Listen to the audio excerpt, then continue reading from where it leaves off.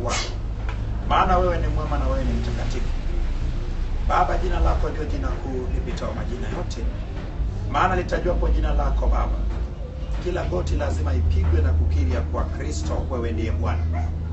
Baba, tumepata kibali cha kuwepo mbele zako tena Bwana, lakini kwa lengo moja tu Baba, ya sisi kushika moto Baba wa rehema, ya kuomba Baba neema yako inayekuwa pamoja katika eneo hili na watu wako iendelee kuwa pamoja nasi Bwana. Na Baba, sio kwa uweza wetu bali kwa uweza wako Baba. Hiyo neema yako iguse taifa letu, gusa Baba viongozi wetu Baba wa rehema, wanakuhitaji upate kuwaongoza ili Baba wapate kuongoza watu vizuri. Na Baba, kama tulivyoona jana ya kuwa moja kati ya kusudi Baba wa rehema ya maombezi ni kwa ajili ya Baba watawala ama wenye mamlaka wapate kutawala vizuri ili amani ipate kuwepo Baba wa rehema. Baba, neema hiyo ikamate Baba ukanda huu wa Afrika Mashariki, hata katika nchi Baba watakapokuwa na uchaguzi mwaka huu. Neema hiyo ifunge nguvu ya giza Baba wa rehema ya Freemason inayetawala Baba chaguzi zote. Na Baba, neema yako ikikamata mataifa yote Baba, pasipo kusahau taifa la Israeli Bwana. Nami nakutukuza Bwana, maana sitasimama mimi bali utasimama wewe. Sema na watu wako, hata wale wanayetufuatilia Baba wapate maradufu Baba wa rehema kama tunavyopata.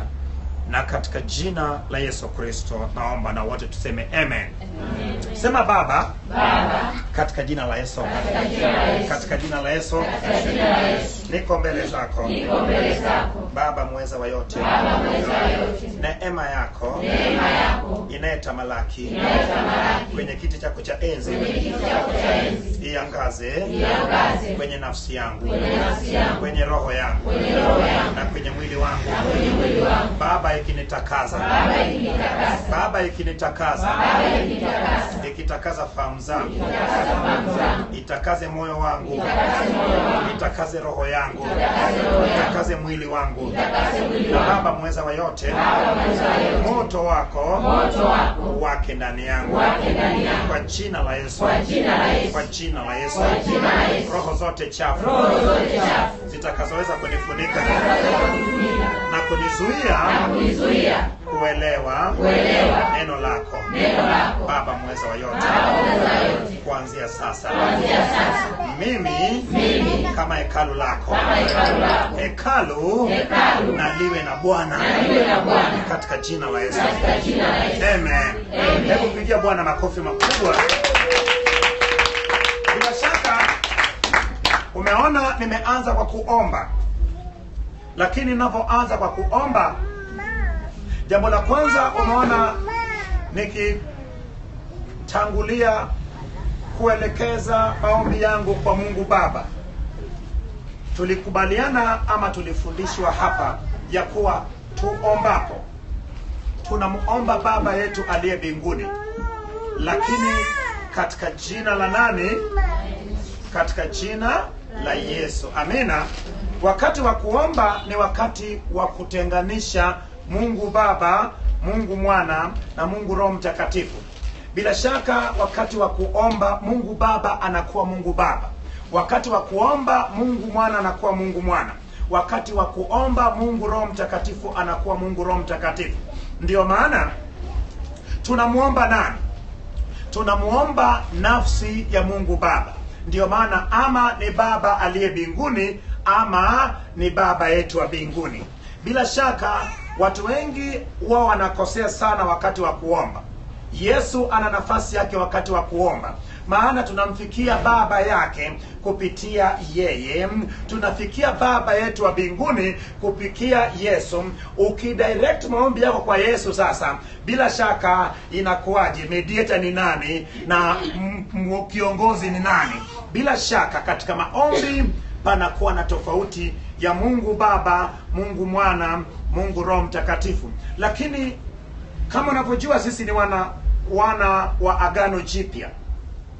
Mara nyingi watu wengi sana hawajui Agano Jipya. Hebu nigusie, maana najua kuna wageni waliopo hapa.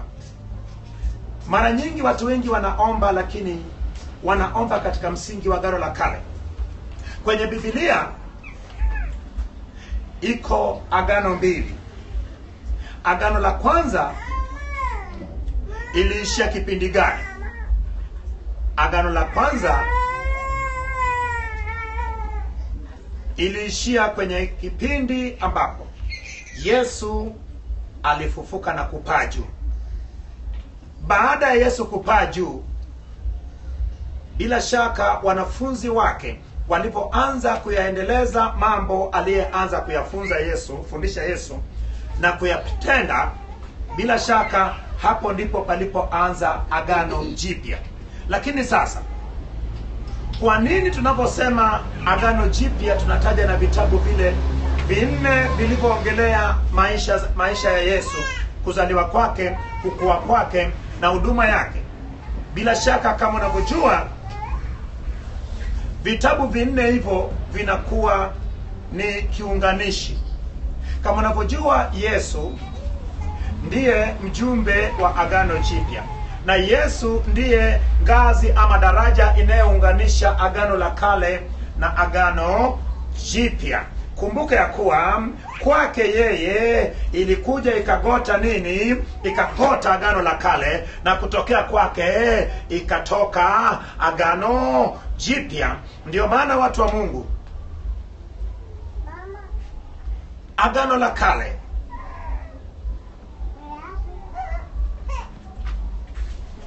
iliishia kwake Yesu. Maana yangu ni nini? Kuna andiko ambayo huwa inachanganya watu, inasema hivi. Yesu akasema, ipo kwenye Mathayo sura ya 5, sikuja kufanya nini?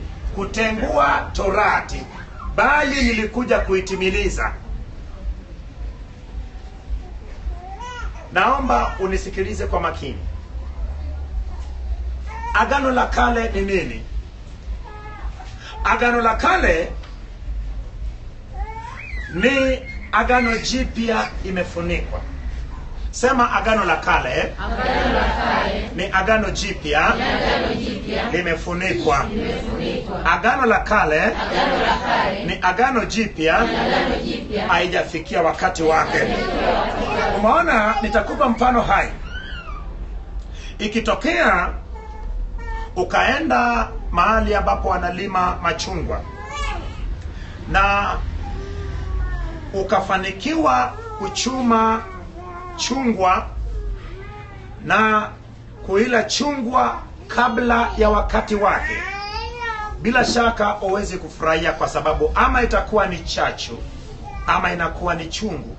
Sasa agano la kale ilikuwa ni msingi ya mambo yaliyotakiwa yaje yatoke baadaye ama yatokee baadaye. Agano la kale ilikuwa ni maandalizi kwa ajili ya ujio wa Yesu Kristo.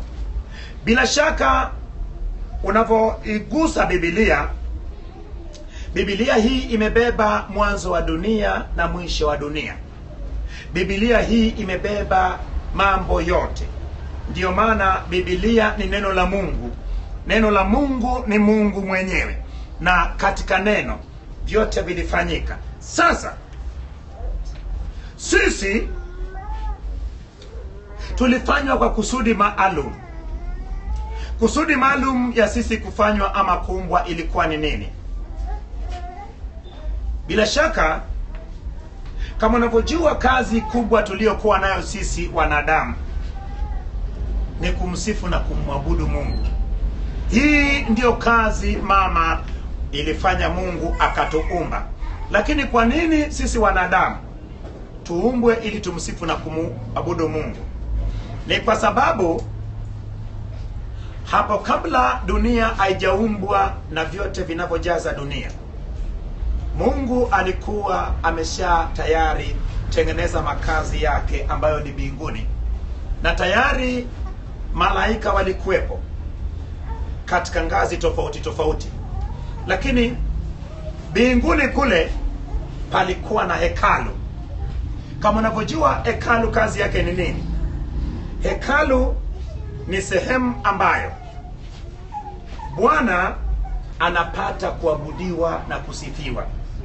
Ukisoma kwenye Ayubu 38 mstari wa 7 inasema kuwa hapo ndipo nyota mwana wa asubuhi ama nyota ya asubuhi alivyoimba na wana wa Mungu wakafurahi. Ina maana Lucifer yeye anaitwa nyota wa asubuhi ama nyota mwana wa asubuhi, lakini Yesu naye ni nyota wa asubuhi. Lakini sasa tofauti, Yesu ni nyota ya asubuhi, lakini Lucifer ni nyota mwana wa asubuhi. Sasa kumbe katika ile hekalu la mbinguni, kuhani aliyekuwa anaongoza ibada ya kumsifu na kumwabudu Mungu alikuwa ni Lucifer. Ndiyo maana ukisoma katika ile Ezekieli 28:12 ama 13 mpaka 15 utaona kabisa ya kuwa kazi yake Lucifer ilikuwa ni kumsifu Mungu, na yeye aliumbwa na vyombo vya muziki kwenye kinywa chake. Ina maana alikuwa na uwezo wa kumsifu Bwana pasipo kuhitaji watu wengine ama vyombo kutoka sehemu nyingine. Lakini sasa yeye kama kuhani aliyeongoza sifa kule mbinguni aliingiwa na kitu kinachoitwa tamaa. Kama unavyojua, tamaa ni dhambi. Akatamani kuwa kama Mungu, na hatimaye akatamani kuinua kiti chake juu kuliko kiti cha Mungu Baba cha enzi. Na kilichofuata ni nini?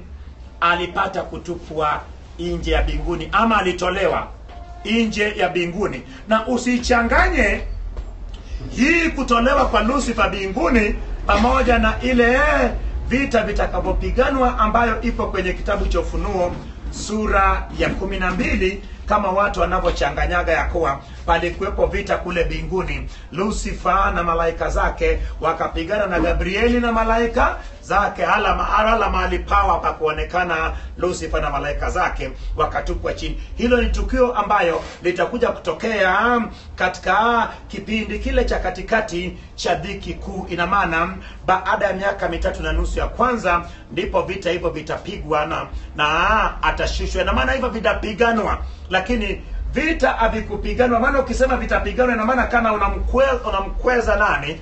Lucifer, kana kwamba ana nguvu. Yeye alitolewa mbinguni, na alipotolewa mbinguni akatupwa huku chini. Na kwa wakati huko dunia hii ilikuwa imejaa maji.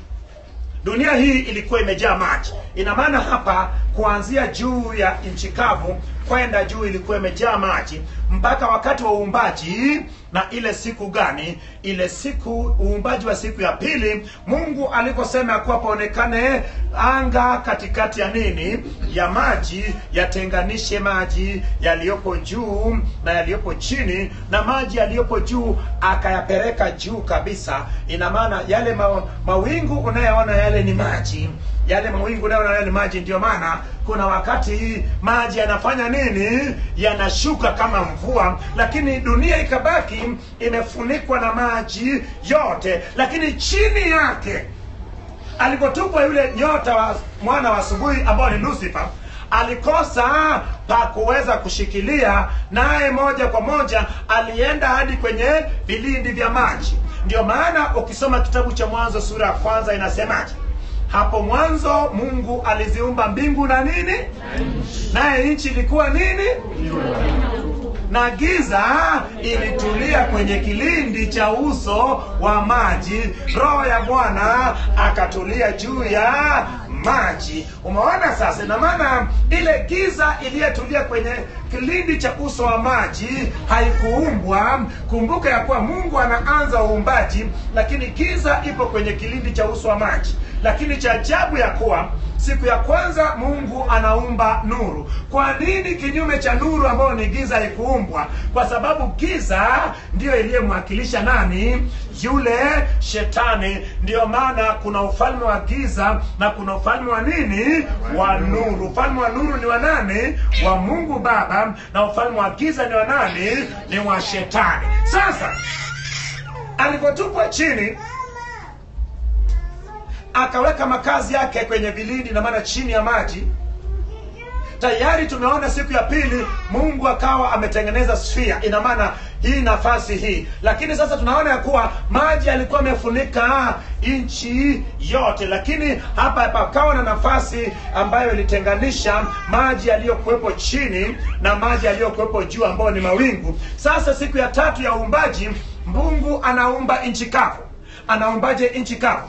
Anasema maji yakusanyike pamoja ili paonekane nini? Paonekane nchi kavu. Ndipo panaonekana nini? Panaonekana mabara hayo 7. Lakini kumbuka, makusanyiko ya maji yanabaki yakitengeneza nini? Yakitengeneza bahari. Mtu wa Mungu, ukitokeza hapa kwenye bahari ya Hindi ukaenda, bila shaka ukizunguka dunia unakuja kutokea bahari ya Hindi hapa. Si kama kuna mtu amenielewa? Ukizunguka, ukitoka hapa ukasafiri, unasafiri kwenye maji imeunganika. Ina maana hizi nini zote bahari zote zimeunganika. Kama unavyojua kuna bahari ngapi? Niliwahi kufundisha hapa 5. Ya kwanza hiyo ndio nini hiyo? Indian Ocean hiyo, sawa. Eti ya bahari Mediterranean na nini bahari? Bwana vile. Amen. Nasema hivi, ipo vitu ambayo ukivijua bila shaka shetani anakupigia. Kinachofanyika ni nini, mtu wa Mungu? Mungu anatengeneza nchi kavu kwa kuamrisha maji yakusanyike pamoja. Lakini maji yanapokusanyika pamoja, kumbuka kwenye chini ya maji huko, chini ya maji gani? Yale maji ya bahari. Chini yake ipo utawala wa giza ambayo inaitwa kuzimu. Ndio maana, kwa nini kuzimu iwe chini ya maji? Kwa sababu ya ile giza iliyetawala, iliyetamia nini? Kilindi cha uso wa maji. Sasa kumbuka ya kuwa aliyekuwa anatoa sifa mbinguni kule, aliyekuwa anaongoza sifa, aliyekuwa na miziki kwake. Kwa nini miziki ya kanisani saa nyingine watu wanalemeleme, lakini ukikuta watu kule nje inachezwa ile miziki ya dunia, watu wanaponengeneka utasema lakini mtu akija kanisani anakauka kama mito sana, sana. Kusema vipi? Lakini enzi zake zile za miziki ya duniani ulikuwa nadhani hana mifupa, maana hata shingo yenyewe ilikuwa inafanya nini? Hii inacheza mikono yote. Lakini hapa kanisani mtu akauka hata miti afadhali. Nini? Shetani anavuvia nini? Maswala ya hii mziki amechukua, anaitumia vibaya. Na watu wa Mungu, ukiona jinsi hao wanayemwabudu shetani wanapocheza, unaweza kuvutiwa, maana wanacheza kwa bidii zote. Lakini sisi kanisani, wewe mwenyewe hapa kanisani unacheza kana kwamba mama bwana atakuona sana.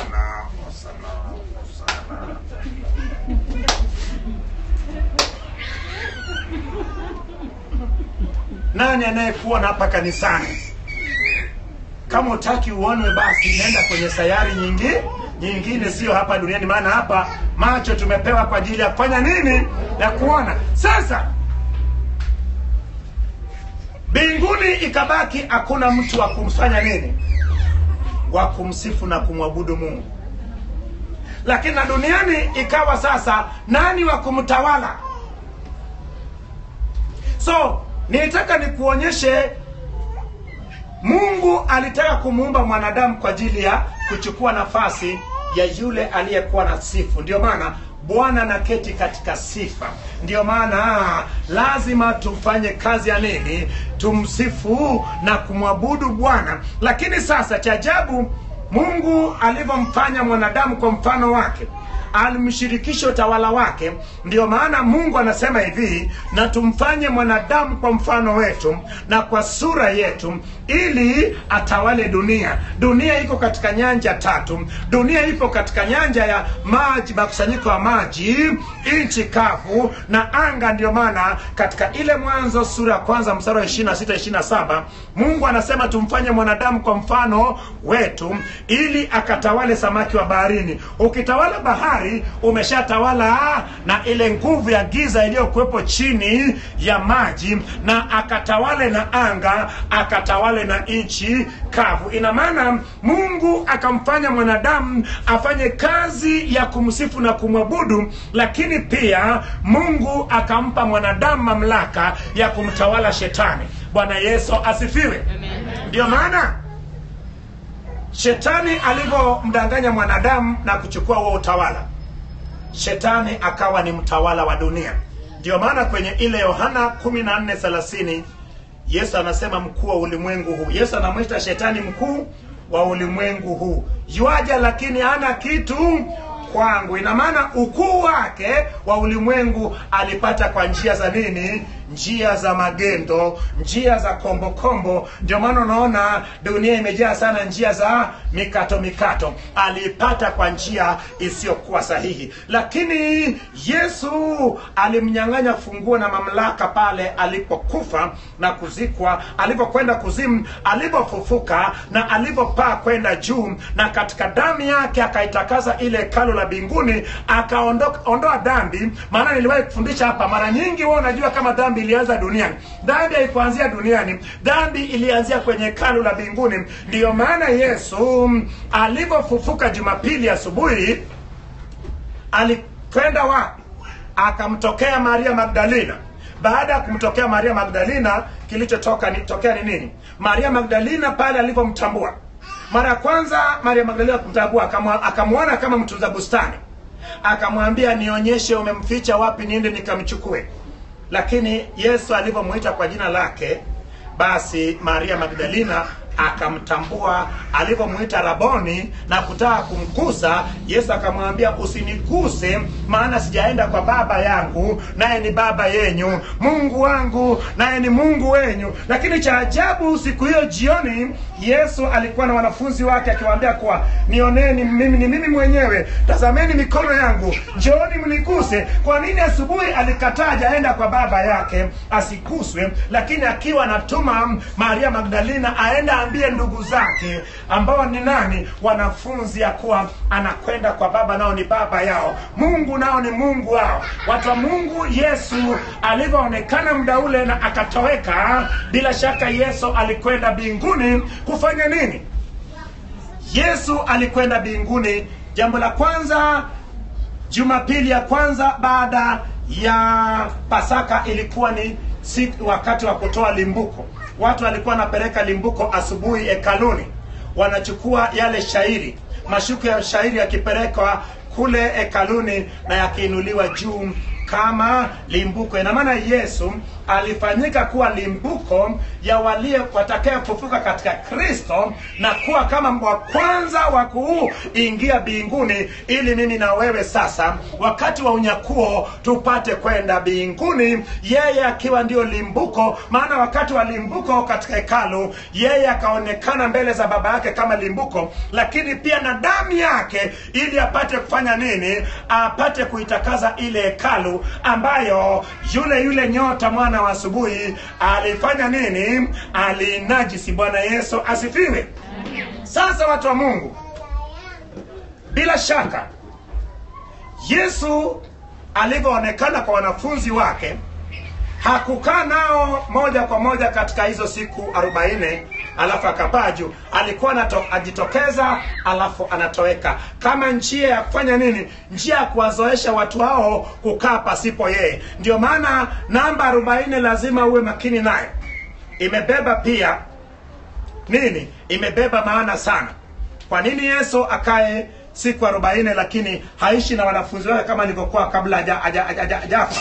Ina maana alikuwa anafanya nini? Anawaandaa, anafanya wazoee kutokuwa pamoja na yeye. Ndio maana unaonaga mtu akifa siku 40, ipo 40 ya kwanza. Hizi 40 ni ya watu kuanza kuzoea. Of course watu wa mataifa, kwa mataifa watu mnaanza kuzoea kuishi maisha pasipokuwa na yule ambao mlifanya nini? Mliwapoteza. Lakini 40 kwa watoto inafanya mtoto aanze kuzoea nini? Mazingira mazingira tofauti, maana alikuwa sehemu ambayo hamna baridi, sasa yupo kwenye baridi. Ndio maana anahifadhiwa ndani kwanza siku 40 aanze kuzoea. Ndio maana mtu anaweza kuuliza namba 40 maana yake nini? Bwana Yesu asifiwe. Ni vizuri ujue namba hizo, maana unaweza kumshinda shetani namba 40 ukamwambia wewe uliingia kwangu kwa sababu nilikwenda kwenye 40. Lakini 40 sio mbaya, maana imeandikwa lieni na wanalia, chekeni na naye cheka. Nilienda kwenye 40 na kulia na wanalia. Wewe uliyeniingia wakati ule wa 40. 40 ni watu kwanza kuzoea kuishi pasipokuwa na ndugu yao aliyewaacha. Shetani atasema kwa stop, umejua kumbe shetani anakuacha.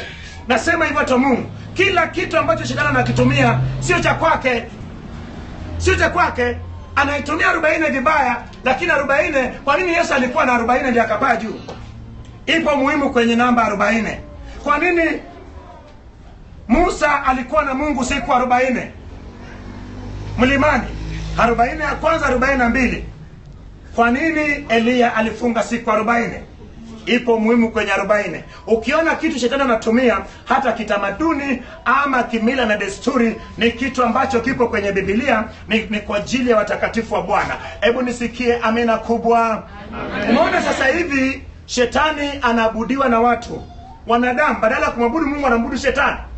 Badala ya kumsifu Mungu wanamsifu shetani. Badala ya kumwabudu na kumsifu Mungu wanafanya kwa shetani. Ukikuta jinsi wachawi wanacheza miziki yao wakimsifu nani? Shetani wao. Utasema tungeweza kucheza hivi makanisani, bila shaka uwepo wa Mungu ungeshuka moja kwa moja.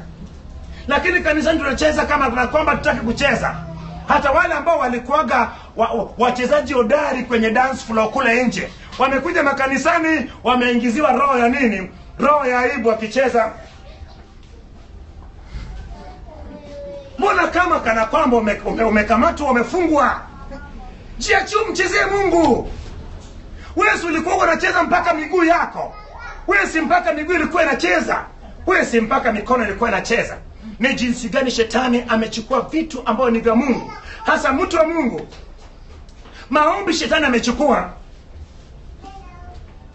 Kumbe moja kati ya njia ya maombi inatakiwa iwe ni kumsifu na kumtukuza Bwana. Maombi yasiyokuwa na kusifu na kumtukuza Bwana sio maombi. Wewe ukienda mbele za Bwana una hasira, hutambui ukuu wa Mungu, unakwenda kuwa mstaki. Na mara nyingi watu wa Mungu nasema hivi, you are not accuser. Wewe sio mstaki wa ndugu zako. Usiende mbele za Mungu kwenda kumpelekea Mungu habari za watu wengine. Nenda mbele za Mungu ili Mungu akomboe watu hao. Je, mstaki wa ndugu zetu ni nani? Shetani. Mstaki wa ndugu zetu ni nani? Shetani. Wewe je, mbona unataka mbele za Mungu alafu unaanza kwa staki watu? Haiwezekani baba, ameninyang'anya kabisa baba. Haiwezekani baba. Haiwezekani. Wakati nasema haiwezekani, Biblia inasema kisichowezekana kwa mwanadamu kwa Mungu. Haiwezekani baba, haiwezekani. Maana aliyekufundisha hajafundisha Biblia inapotakiwa. Haiwezekani kwa jina la Yesu, alafu eti kwa jina la Yesu haiwezekani. Nasema hivyo tu Mungu. When you are hungry or you are annoyed, don't make any attempt of praying. Kama kweli hauko katika dhamiri safi ama moyo safi, usiombe. Ukiona kabisa umekosa amani, nenda mbele za Bwana utapata amani, urudi kwenye amani yako. Haya maombi ambayo umekosana na dada yako, amekugonga makweza, alafu unakwenda pale unaanza kuomba huku unalia, huku unafanya vurugu, watu wa Mungu, hizo ni vurugu tu. Nataka ubadilishe mtazamo wako kwenye maombi. If at all you can't change your attitude, my friend, you are doing nothing in prayers. Nasema kuwa lazima tubadilike kwenye maombi. Sema lazima nibadilike. Lazima nibadilike. Kwa jina la Yesu. Kuanzia sasa. Mimi ni watofauti. Maana nimefahamu ukweli. Na imeandikwa, nanyi mtafahamu ukweli. Nao ukweli itawaweka huru. Je, huo ukweli uko tayari kuweke huru leo? Bila shaka naweka msingi, nataka niombe, lengo ni kuomba, lakini nani anayeomba? Who is going to pray? Wakati wa vita kama imetokea kati ya nchi yetu na nchi nyingine, nani anaenda kupigana? Utakwenda kuchukua wazee na vijana pale hapa Kinyerezi waende wapigane? Utakwenda kuchukua wazee Tanga waende kupigana? Kwa nini? Kwa nini? Kwa nini? Mbona wewe siku uliaminishwa kuwa unaweza kupigana ukaenda kupigana? Unajuaje kama hayo maumivu ni kwa sababu ulikatwa mtama, ulikuwa bado hujajua mbinu za kupigana?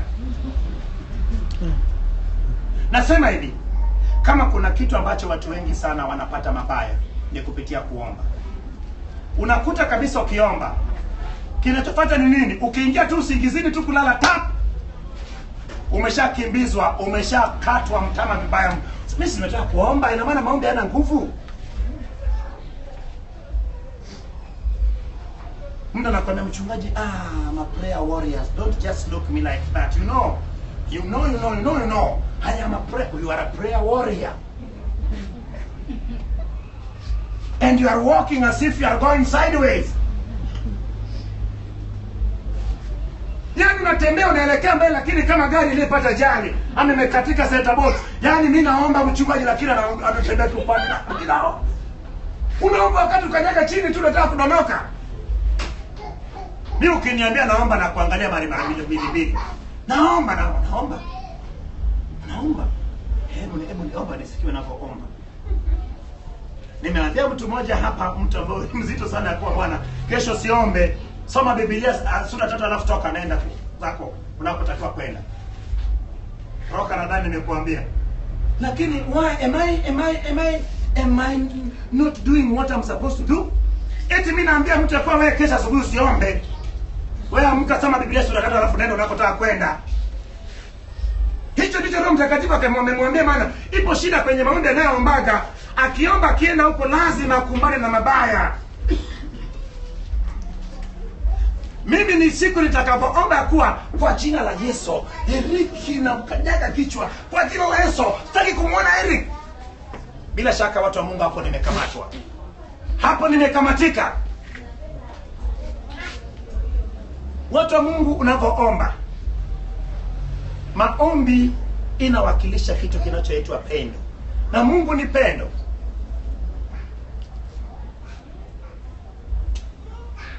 Maombi yako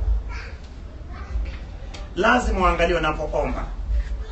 Napata matokeo mazuri sio kwa sababu naweza, kwa sababu ya jinsi ninapoomba. Yaani mawazo yangu wakati wa kuomba, fikra zangu wakati wa kuomba, hata matendo yangu. Hebu nikuulize, ni lini wewe umepiga magoti tu ukaenda mbele za Bwana ukanyamaza kimya tu ukitangaza ukuu wa Bwana? Uweza Bwana, wewe ni mkuu Bwana. Baba, wewe ni mkuu kwenye maisha yangu Bwana. Tangu asubuhi Baba wa rehema umenilinda. Ni wangapi Baba wa rehema ambao Baba wa rehema wako kwenye majokofu sasa hivi Baba, wamenuna Baba wa rehema. Mimi umenipa Baba njia kuendelea kuishi Baba. Baba, natukuza jina lako Baba, nalihimidi jina lako. Ni wewe mfalme wa falme, ni wewe Baba wa mababa. Baba, kama sio wewe Baba, ningekuwa wapi Bwana? Ni wewe Baba wa rehema, ni wewe Baba wa rehema, hata kwa ajili ya ndugu zangu, hata kwa ajili ya taifa langu. Watu wa Mungu, maombi ya Mungu ajibu. Wewe umefundishwa kuomba katika jina la Yesu Kristo. Katika jina la Yesu. Unaweza kwenda mbele za rais na fujo? Mbona tunaenda mbele za Mungu na fujo?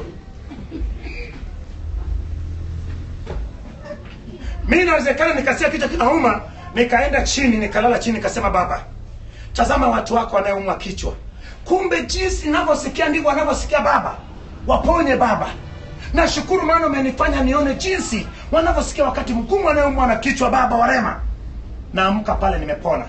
Lakini tayari wale kule wanapona. Ni jinsi gani tunamuomba Mungu? Ni nani unayemuomba?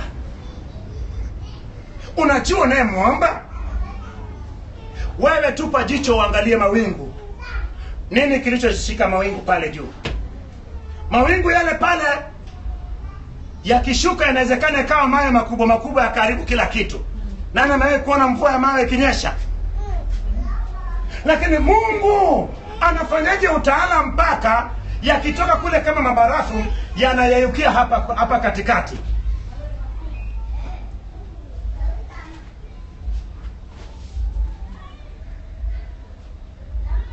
Nyoka anashika jembe alime wapi apate kula? Ndege hao wa angani, nani anayewafanyia kazi wapate kula? Ni lini ambao tumetangaziwa hapa Dar es Salaam ya kuwa mwaka huu hakuna kula nyama maana wanyama wameisha? Ni lini tunaambiwa kwa jameni hakuna kula samaki maana samaki wameisha baharini? Nasema hivyo watu wa Mungu, anayeongoza samaki pale, anayeongeza wanyama, anayetujalia tupate chakula. Wewe mtu wa Mungu unakula nyama kila siku. Je, unajua ng'ombe wangapi wanayekufa Dar es Salaam? Je, kama isingekuwa Mungu, je, ng'ombe hawawezi kuisha? Hebu nikuulize, hawa watu wazuri hao naye waona hawa, nani aliyewafanya? Hebu pata picha. Unapotaka kwenda mbele za Mungu kwanza, hebu kwanza jaribu kumtafakari Mungu, umuone. Mlima ule wa Kilimanjaro inayetisha Afrika ni kazi ya mikono yake. Mito isiyokauka. Mbona bahari hii maji haijafika mpaka huko kwenye mji huo ikameza kila kitu? Unajua kama anatenda Mungu hayo?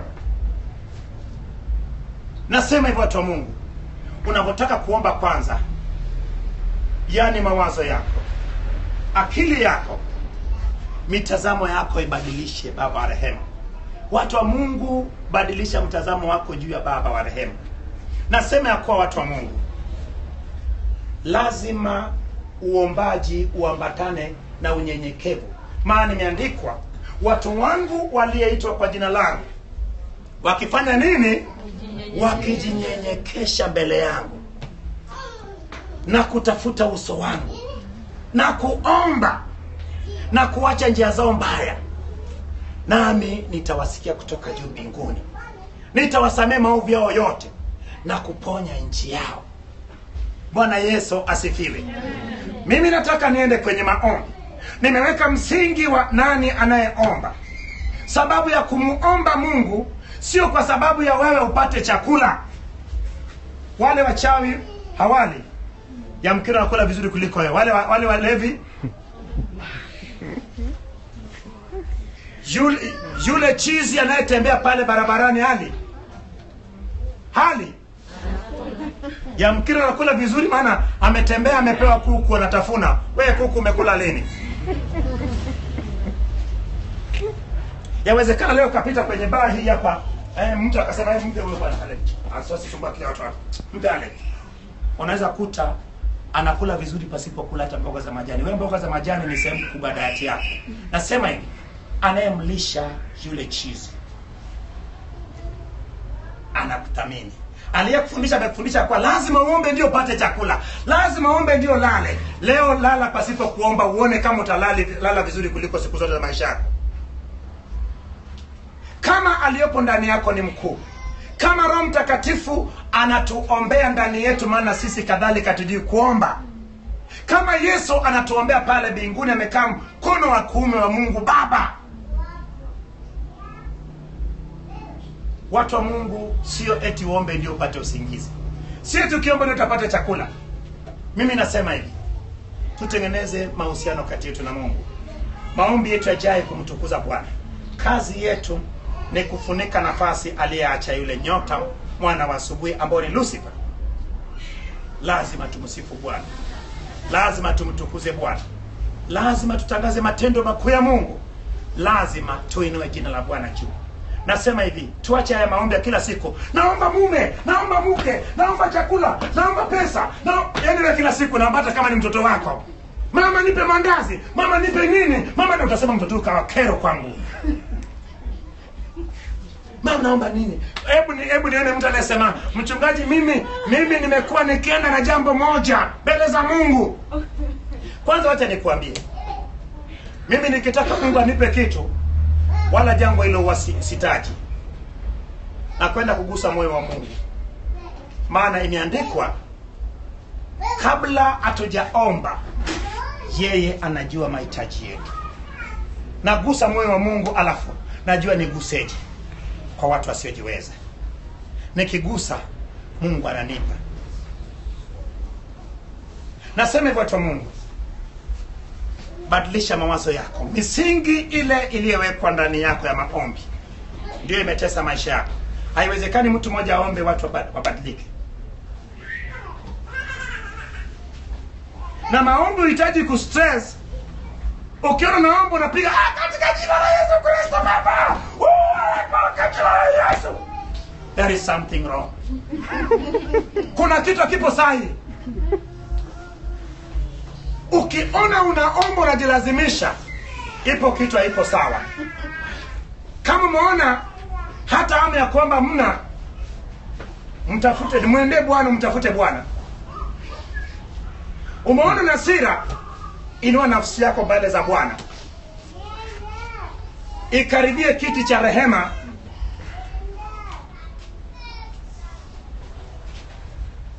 Kama yeye amesema tafuteni amani na watu wote, wewe unaenda kwake hujatafuta amani na watu wote, kule unaenda kwake na mastaka. Lazima watu wa Mungu, maombi sio silaha ya kutesa watu. Maombi sio fimbo ya kuchapa watu. Eti kidogo tu hapigwe.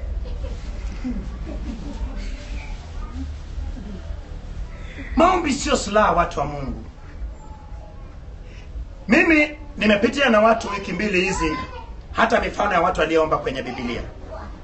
Tumeona, tumestajabika ya kuwa tujaona maombi tunayoona. Hii maombi sasa kila mtu akiomba yani mkono.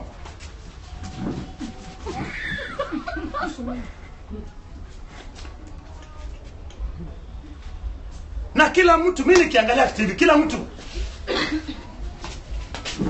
Hebu nikuulize, ni lini ambao watu tunaonyesha heshima kwa Baba wa mbinguni? Maombi ya kutubu. Maombi ya rehema. Nini kilichoingizwa ndani ya watu? Nasema watu wa Mungu, unapotaka kwenda mbele za Mungu waza mara mbili.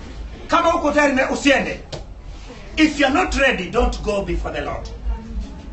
Don't go before the Lord if you are not ready. Even if you don't pray, you will sleep well. Usipoomba utalala vizuri. Watu Mungu, mimi naomba hapa kwenye WhatsApp metosha. Tuondoe jambo hili ambayo eti unakuwa na muda wa kuomba eti asubuhi na jioni unapotaka kulala. Maombi iwe sehemu ya maisha yako. Umekaa kwenye daladala, unaenda zao kali yako, kuna foleni masaa mawili. Nenda kwa lugha. Mimi mama mchana kutwa usiku tena niombe nini? Mchana kutwa mimi naomba. Mungu aliyeumba wakati wa kulala anajua. Nasema watu wa Mungu, I am not against anybody. Maybe it is personal revelation, but what of its foundation? The foundation should be Jesus. Kila alichofundisha Kristo iwe ni msingi wake.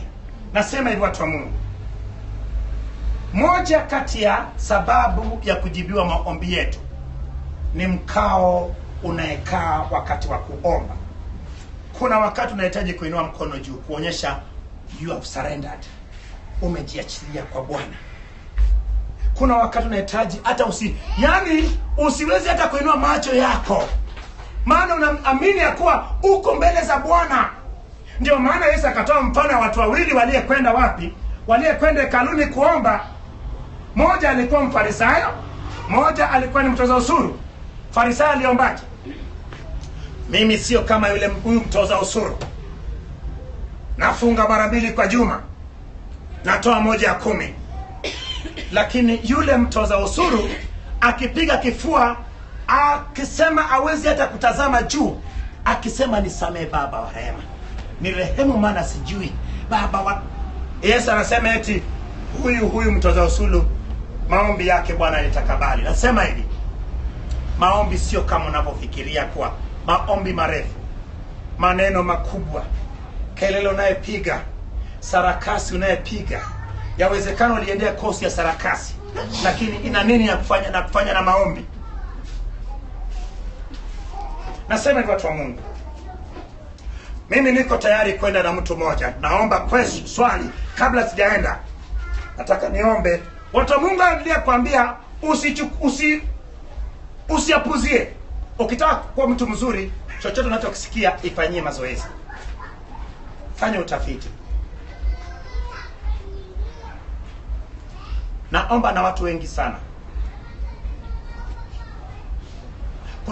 Kuna jamaa mmoja alikuja hapa wiki iliyopita, tujaletwa na Neema. Jamaa mmoja mfupi hivi. Alikuja kwa sababu kaka yake alikuwa anaumwa Morogoro.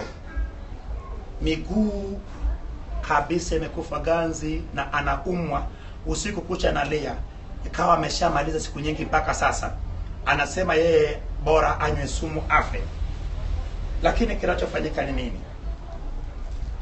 Huyo kaka alivyoambiwa alikuja hapa kaka kwenye ibada, baadaye akaja hapa. Alinipa namba za kaka yake, nikamwambia basi uwe na amani. Muda umeenda, lakini pia asema mchungaji mpigie tu leo kwa sababu halali. Mimi nilichelewa nikafika nyumbani saa 5:30. Nilipompigia simu akapokea.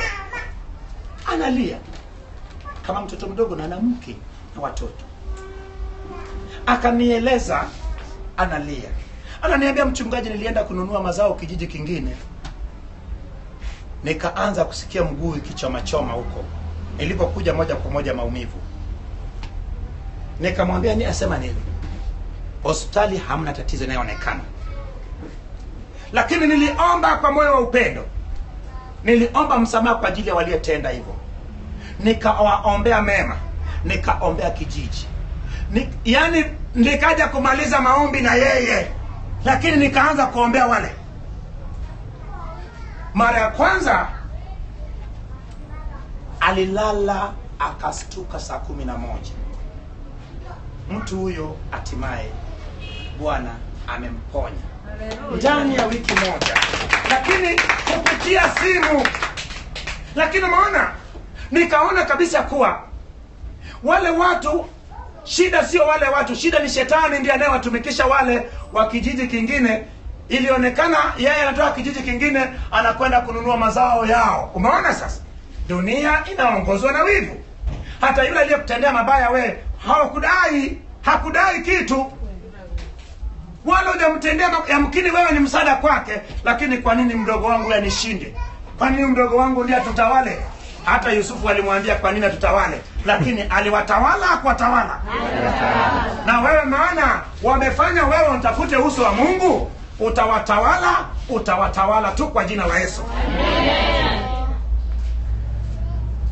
Lakini ukiwaombea vibaya wanakutawala mpaka unaingia kwenye udongo.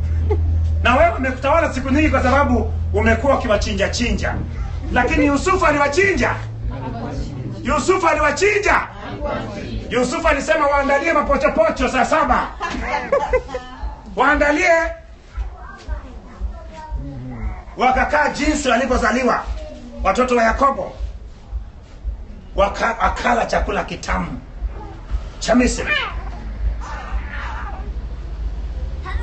Walipokula wameshiba, fedha zao Yusufu anawarudishia kwenye magunia zao.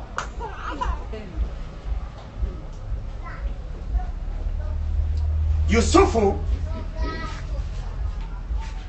akawa mwema kwao, na hata walipokuja mpaka kufa kwake, ndugu zake hawakununua chakula, alikuwa anawalisha na kuwalea na watoto wao. Wewe je, msinisumbue Bwana na mambo ya ada. Mungu amekuinua ili walipie ada. Mungu amekuinua ili wanunulie chakula wasiwe na njaa. Mungu amekuinua ili uwalipie watoto ada ya shule. Yusufu mbona aliwanunulia chakula mpaka kufa kwake? Wewe leo hii Mungu amekuinua kidogo tu, utaki kutumia sukari. Sio ndio unafunga baraka zako? Ingekuwaje Yusufu asingewasaidia ndugu zake? Baraka zingetokea wapi? Sema kuanzia leo. Ninafungua baraka zangu. Nimefahamu kweli. Kumbe ni mimi niliyefunga baraka zangu. Nimekuwa mchungu sana. Pasipo kuwapa hela ya kulipia ada, ya kununulia chakula. Mimi kuanzia leo, Bwana ukinipa hela, nitawasaidia wote walioenda kinyume nami. Yusufu ni mfano wangu. Kuanzia leo, katika jina la Yesu. Hebu pigia Bwana makofi makubwa. Hiyo ndio funguo yako. Hiyo ndio funguo ya kuenda kwenye hatima yako juu. Hiyo ndio funguo ya kufungua njia zote. Mimi nakupa ushuhuda. Bila shaka mimi nilisoma na hela ya basari. Kuna mtu aliyetakiwa kunisomesha. Alikuwa ndugu wa karibu sana. Jina limehifadhi maana najua watu wanaona mpaka watoto wake sasa hivi ninapofundisha. Kinachofanyika, mtu huyo badala ya mimi kunisomesha pamoja na mtu mwingine, mimi nilisoma form 1 term ya kwanza tu. Term ya pili na ya tatu sikusoma kwa sababu ya ada. Lakini mdogo wa mke wake alimlipia ada ya mwaka, akamnunulia vitu vingi, akampeleka kwenye moja kati ya shule bora. Lakini huyo mdogo wa mke wake alipata ujauzito katika mwaka wa kwanza. Mimi mwaka wa pili ilibidi nitoke kwenye shule niliyekuwa nasoma niende nisome kwenye shule ya hali ya chini kabisa. Mama akaanza kupika gongo sasa. Alipika gongo mpaka macho kidogo sasa inaharibika. Maskari walifanya pale kuwa ndio miradi yao, wanapishana. Lakini watu wa Mungu, ilipokuwa too much katika swala la gongo, haiwezekani tena mama pika, kilichofuata ni ilipatikana njia ya basari. Mama na baba wapo, lakini nasomeshwa kama mtoto ambayo mama na baba hayupo. Nilikuwa naenda shuleni boarding. Chakula cha shule mimi kwangu ilikuwa kila kitu. Ugali na marage. Nilikuwa naipenda sana ugali na marage. Ndio maana sasa hivi marage kama ni kinai. Nilikuwa naipenda marage kupitiliza. Ile chakula cha shule, uji wa shule kwangu ilikuwa kila kitu. Wakati watoto wenzangu wanaetoka kwa matajiri walikuwa wanatengeneza cold, wanakula blueband na nini, mimi kile cha shule kwangu ilikuwa kila kitu, maana nyumbani haikuwepo na uwezo wa kula kama hicho cha shuleni. Lakini nasema hivi, huyo mtu alikufa, lakini baadaye nilisimama sana kusomesha watoto wake. Nimeshakuwa kabisa mchungaji, simama kusomesha watoto wake. Nilileta mabadiliko pale. Najua ninachokuambia ya kuwa huwezi kulipa mabaya kwa mabaya ukafanikiwa. Lazima tulipe mabaya kwa mema. Lazima usikubali mtoto wa aina yoyote kwenye familia yako akose kwenda shule kwa sababu ya ada. Haijalishi mama mdogo alikuloga, haijalishi mjomba alikufanyia mabaya, haijalishi mtoto wa mama mdogo alikufukuza.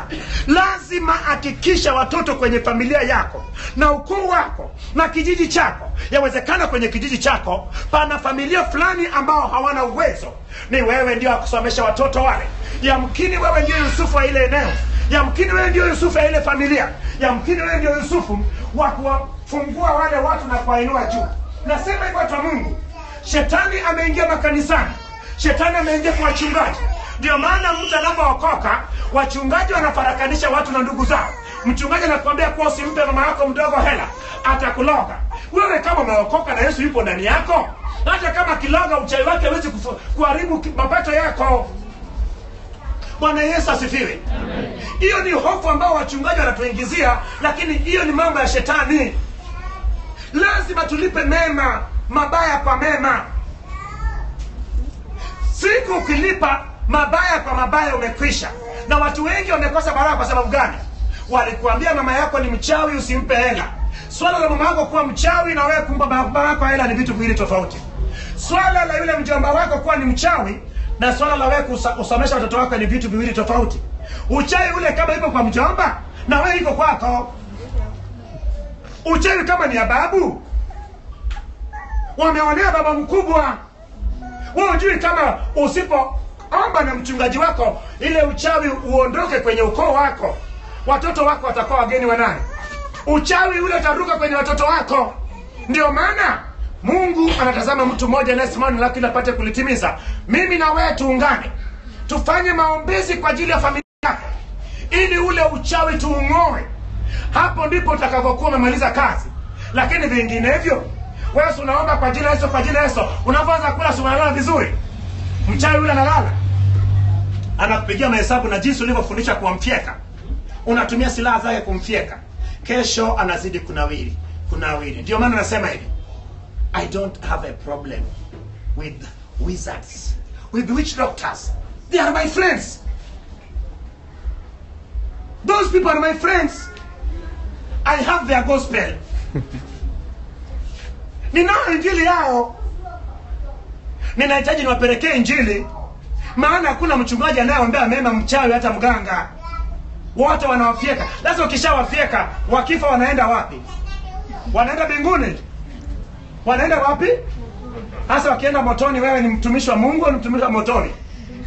Hebu tupigie Bwana makofi makubwa. Hivyo ndivyo tutakavyowatambua.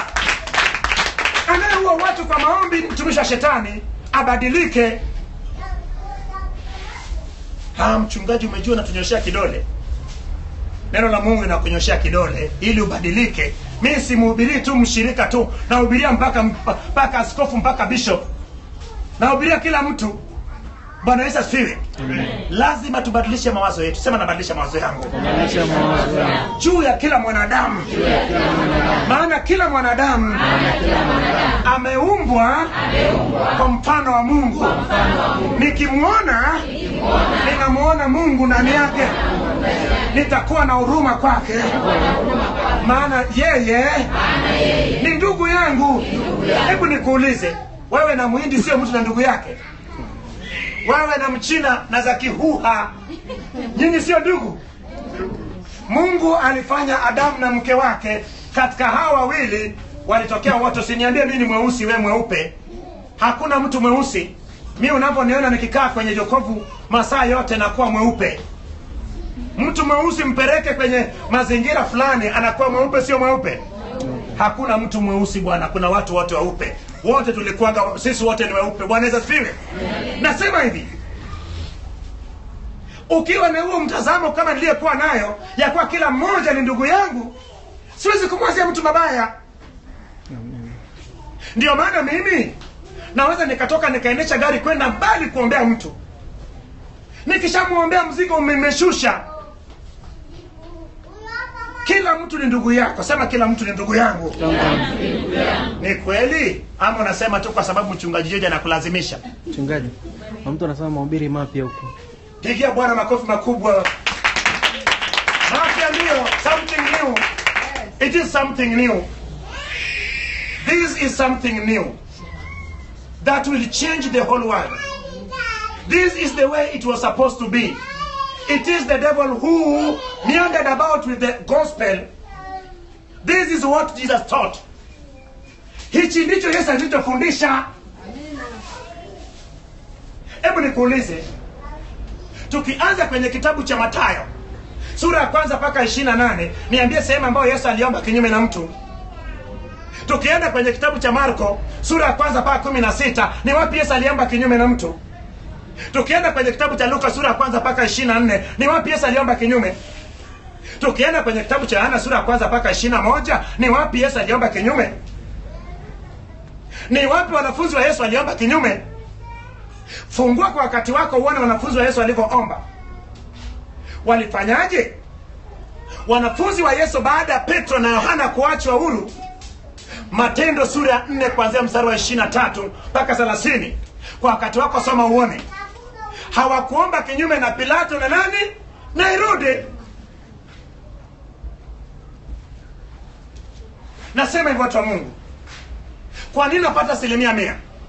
Mlete mtu yote ambaye ameombewa ameshindikana, Yesu atamponya kwa sababu gani? Kabla sijamuombea naombea yule ambaye yeye anamuita mbaya wake.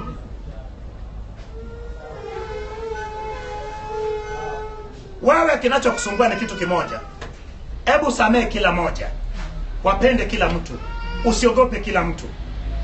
Mungu amekupa hela, mpa kila mtu. Mimi nilikuwaga nikienda kijijini, hata kama ungeniomba hela napiga na ngoma ningekwambia nataka nini? Nataka sukari, toe zetu. Na kununulia sukari, sikupi hela. Nilikuwa mkavu kama nini. Mama ananiambia, mjukuu wa mama usifanye hivyo, watakumaliza. Nikamwambia nisikilize mtoto wa bibi. Nisikilize mtoto wa bibi.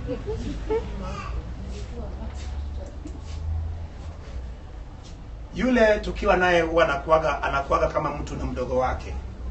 Of course mimi alinizaa, aliolewa akiwa na miaka 15. Mimi mama yangu alizaa akiwa na miaka 15. So there is a difference of just 15 years. Of course sasa hivi kidogo kidogo angalau anaelekea kwenye 60, lakini of course zamani tukuaga tutembea wote, na kienda sokoni tunaenda wote, mtu na mdogo wake.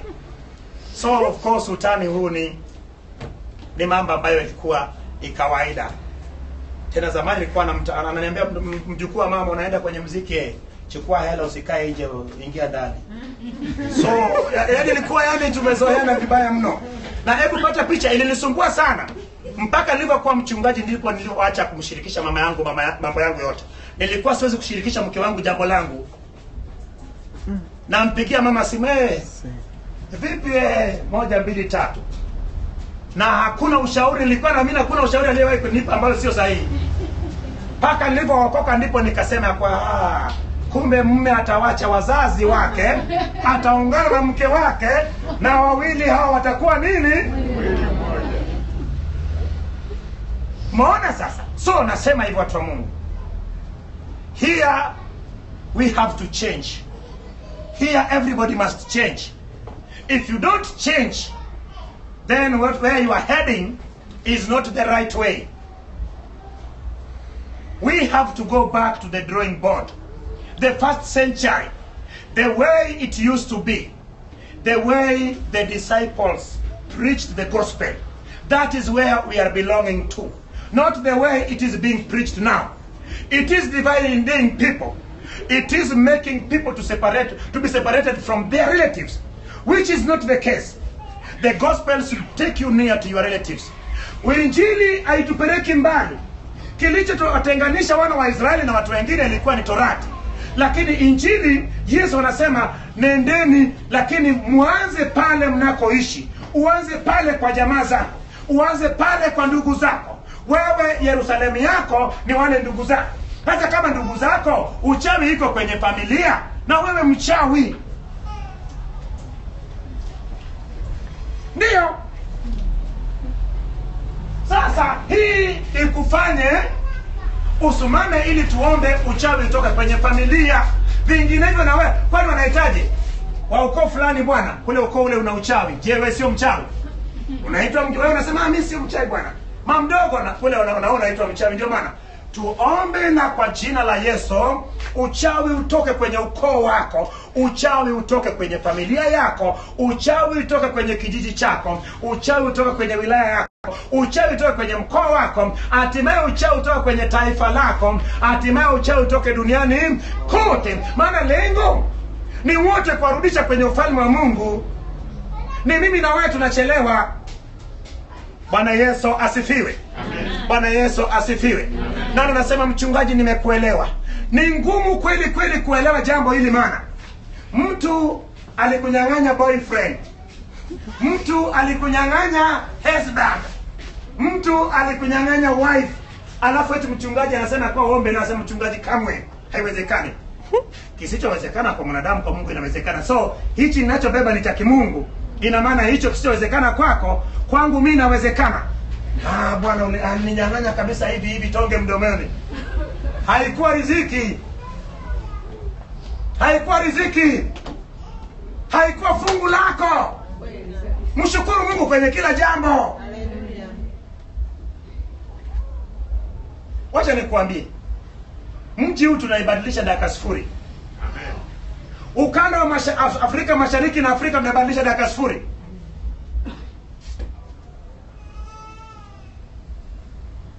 Dunia inazizima hivi kwenye mahubiri haya. Maana duniani kote hakuna mtu anaomba hivi, watu wote wanaomba kinyume. Nenda Ulaya, nenda za Kichina China, nenda za Korea kule zote.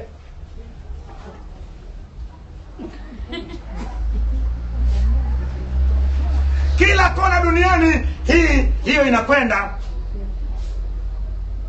Hii mpya ndio inatakiwa ichukue nafasi, maana tunaishi kwenye zama zingine, zama za mwisho. Vinginevyo Yesu atakuja kuambia kwa ulitoa mapepo upendo, lakini sikujui. Kwa nini Yesu alisema hivyo? Ya kwa nyakati za mwisho watasema kwa baba nilitoa mapepo wewe, nilibwengua vibwengo Kiingereza za basto. Hatujuani bwana. Nipishe. Mwingine anasema nilitoa unabii bwana, niliwatolea unabii. Watoa unabii kwa jina langu. Nipishe. Kwa nini? Kutoa pepo sio sababu ya kusema kwa wewe unakwenda mbinguni. Kutabiri, inawezekana watabiria lakini wewe ndio mzinzi wa kupita bote. Yawezekana unawachunga lakini wewe ndiye unayetenda mabaya kuliko wote. Ikilinganishwa dhambi zako na dhambi za unayowachunga ni bora kuliko wewe mara 1000. Nasema hivyo watu wa Mungu. Lazima tutambulike kwa maneno yetu. Maombi ni maneno unayesema na Mungu. Sema maombi ni maneno unayesema na Mungu. Hebu nikuulize, yule mama mkwe unaweza kuongea naye kwa nguvu unapoongeaga? Sisi tuliolewa, yule mama mkwe unaweza kaongea naye hivyo? Mwanawe hajakukata shingo.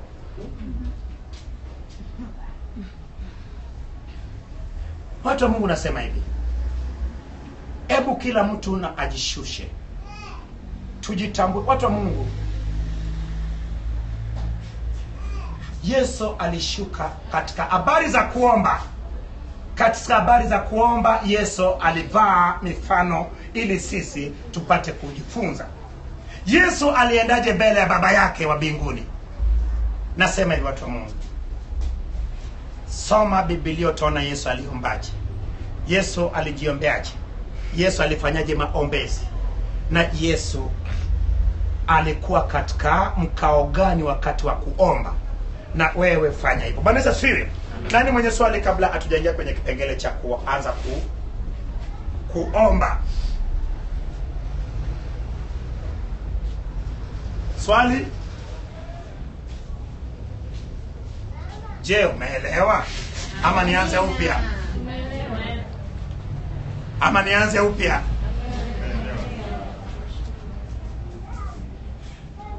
Mimi naenda kwenye maombi. Nimesema ya kuwa maombi ni maneno unayesema na Mungu. Of course, tukisema mawasiliano, Mungu hawasiliani nasi kupitia maombi tu. Mungu anawasiliana nasi kupitia neno lake. Mungu husema nasi katika neno lake, sisi husema na Mungu katika maombi. Lakini maombi watu wa Mungu, hebu nisomee ni kuonyeshe maombi kitu ambacho utashangaa. Nisomee Mwanzo 17. Na mstari wa Bwana bora umwache Ishmaeli awe ni mrithi wangu. Mwanzo sura ya 17 mstari wa 18. Ibrahimu akamwambia Mungu. Hiyo ni maombi. Akamwambia nani? Mungu. Lau Bwana Ishmaeli angeishi mbele yako. Maneno mangapi hayo? Muona machache? Matano. Lakini kuna mtu alikwambia kuwa lazima uombe maombi marefu. Lakini Yesu alisemaje? Alisema tusiwe kama wanafiki, wanayetafuta kuonekana, wanayesimama njia panda, wanayesimama kwenye masinagogi wakiomba sala ndefu, wakidhani yako watajibiwa. Watu wa Mungu, nasema hivi, mtazamo wetu wa kuomba, usifanye maombi iwe ni special kama watu wanavyofanya. Nitaomba asubuhi na jioni. Usiombe kama desturi. Maombi inatakiwa kila wakati uwe unafanya maombi, unamtukuza Bwana, unamsifu Bwana, unatangaza ukuu wa Bwana, unalihimidi jina la Bwana, unatangaza ukuu wa Mungu kila wakati. Hiyo ni kuomba. Bwana Yesu asifiwe. Sasa watu wa Mungu,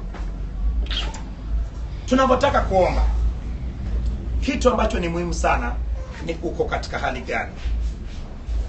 Unapoanza kuomba, watu wengine wamechukua kama mfano, yaani anataka kwenda kuomba, Baba katika jina la Yesu nisamehe maombi yangu yote, Baba anakuja tabona.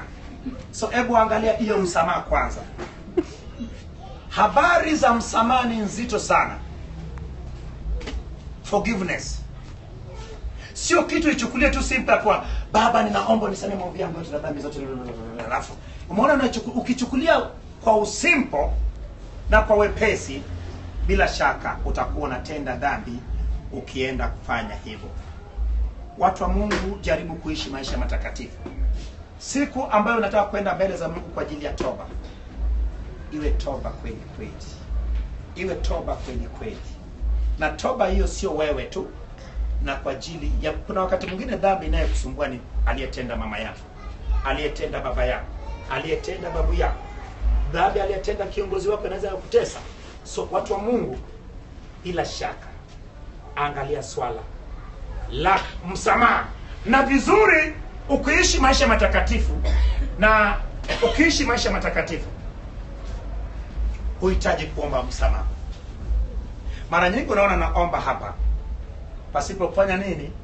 Pasipo kuomba msamaha. Maana natunza ile utakatifu. Nini? Utakatifu unapotunza, basi moja kwa moja unaenda kwenye maombi.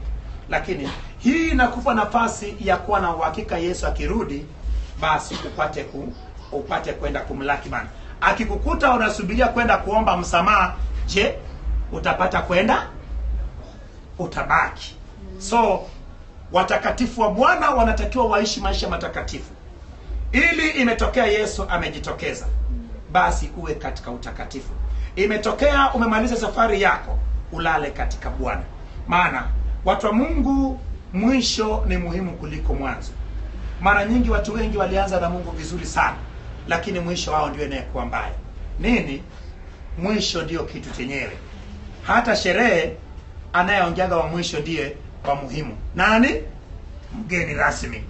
Hata katika masuala ya kilimo, mavuno ndio jambo muhimu. Mavuno ndio kila kitu. Mavuno ndio furaha. Ndio maana wakati wa kupanda ni kupanda kwa machozi na kulia, lakini wakati wa kuvuna ndio nini? Ndio utaona mtu anacheka mpaka jino la Krismasi inafanya nini?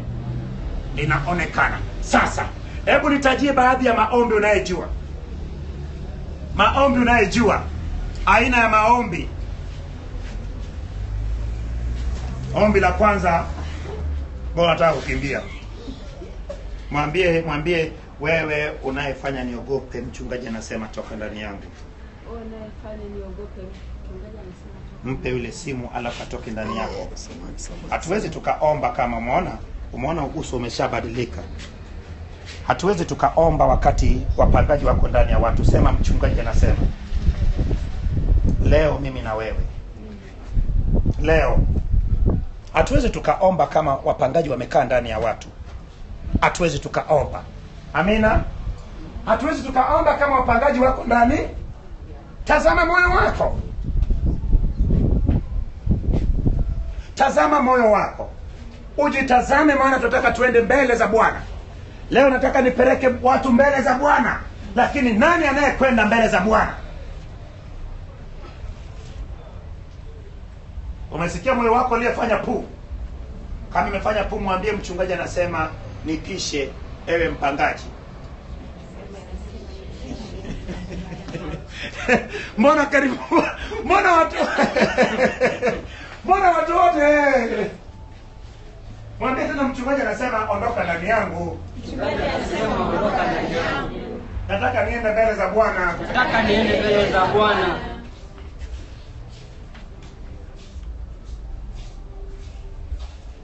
Nitaamrisha. Natumia mamlaka ya jina la Yesu. Natumia mamlaka ya jina la Yesu. Nataka nipeleke watu mbele za Bwana. Tunataka tuende kwa Mungu leo. Katika namna ya maombi leo tunataka tuende mbele za Bwana. Kila roho chafu inayetenda kazi ndani ya watakatifu wa Bwana waliopo hapa, nataka Bwana afanye utakazo yeye mwenyewe. Msamaha wa leo ni Bwana afanye utakazo. Bwana, pita katika moyo wa kila mmoja. Pita katika moyo wa kila mmoja. Maana imeandikwa, linda sana moyo kuliko vyote ulindavyo, maana hapo ndipo panapokaa chemichemi cha uzima.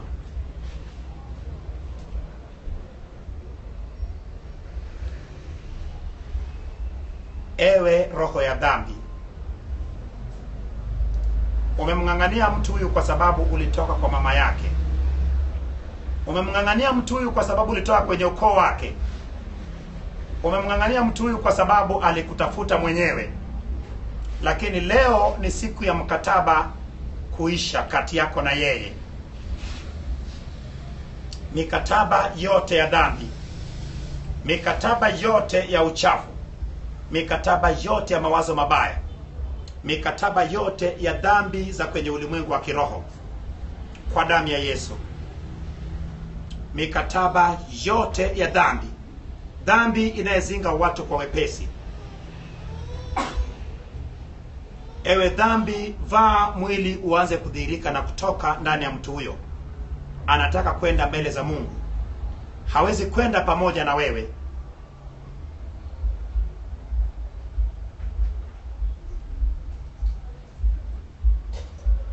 Labda niseme tena kama hujanisikiliza. Nasema sasa kwenye ulimwengu wa kiroho. Kwenye ulimwengu wa kiroho ina maana ndani ya mtu huyo. Enyi roho za dhambi mlizokaa ndani ya watu na kujenga makazi na kufanya watu watende dhambi pasipokuwa na hofu ya Mungu, pasipokuwa na hofu hata wakiwa nyumbani mwa Bwana, wanasema uongo, wanakuwa na uoga, wanakuwa na uoga hata kueleza habari za Mungu. Hutaweza kuvumilia. Naomba kwa mamlaka ya jina la Yesu, beba mizigo yako.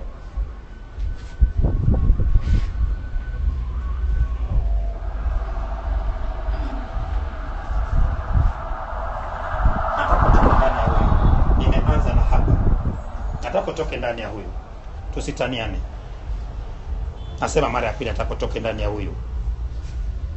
Nasema mara ya tatu, toka ndani ya huyo haraka.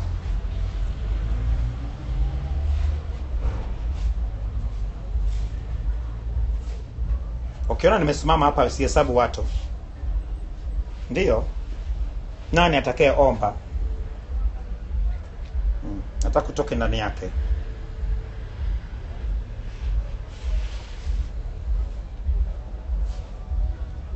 Mkataba umekwisha.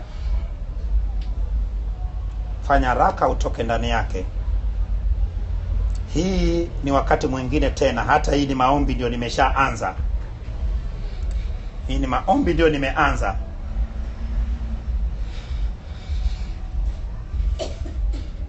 Beba mizigo yako. Fanya haraka. Carry all your luggages. Anything that belongs to you. Chochote kinachokuwa cha kwako, kilichokuunganisha na yeye.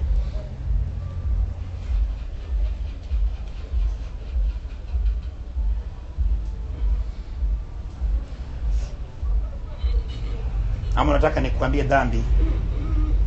Nikuambie, alimwahidi mtu ya kuwa atamuoa akazaa naye, wala hata akumuoa.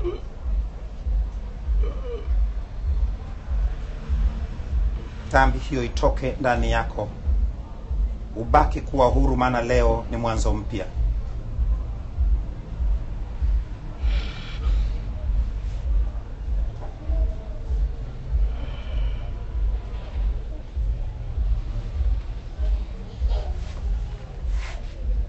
Mwachie kuanzia leo.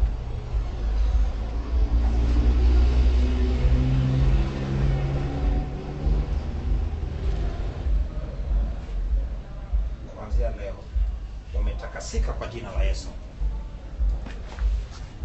Nataka kumwachia huyu. Ile ramani ya kuturudishia vitu vyote. Hiyo ramani hapana. Akiwa anakuja huku tukani tunampa hela. Tunampa hela akakataa kuchukua. Sisi tulikuaga tunachukua kwake. Sasa tunamrudishia hataki. Hiyo ramani yako hiyo. Hiyo ramani ya Yesu, ramani yangu. Hiyo ramani. Ramani ya kwangu, ramani ya Yesu. Mimi na ramani wapi? Sijui. Ramani hiyo sio ya kwangu. Ramani hiyo ni kwa yeye aliyemuumba. Kwa nini tunampa anakataa? Anakuja huku yuko kwenye gari. Nampa hela anakataa. Kwa nini anakataa? Hiyo ramani yako. Ramani yangu, ramani ya Yesu. Maana umesema mbele yangu kuanzia leo iwe ni mwisho wako wa kusema tena mbele za Bwana, kwa jina la Yesu.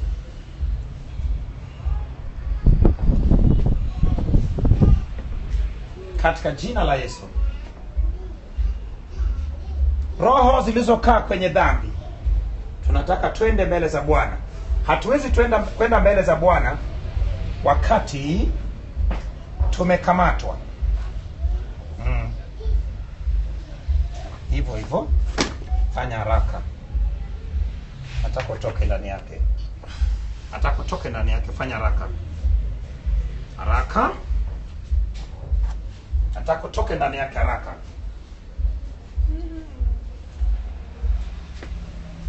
Kwa jina la Yesu. Ewe dhambi unayemshinda, kwa jina la Yesu. Nani anayeomba na mimi?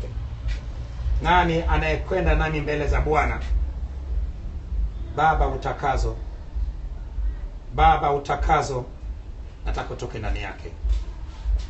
Dhambi ya hofu na uoga, nataka itoke ndani yake. Haraka kabla sijafika. Nataka utoke ndani yake. Wewe uliyeweka moyo wa hofu kwake, shida iko hapa. Nataka utoke haraka. Fanya haraka. Nilikwambia kabla sijafika usinisubiri.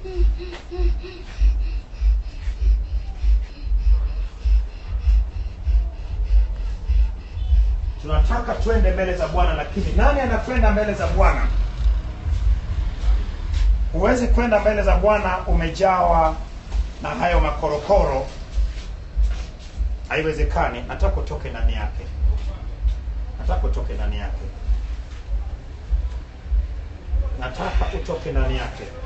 Nataka leo nimpeleke mbele za Bwana. Huwa afiki mbele za Bwana.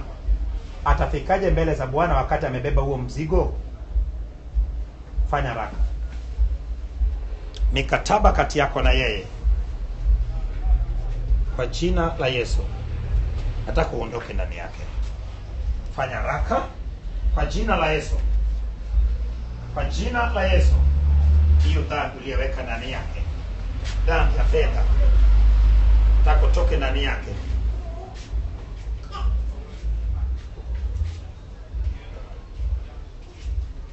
Acha moyo wake. Fanya haraka, toke ndani yake. Naondoa uvumilivu kwa jina la Yesu.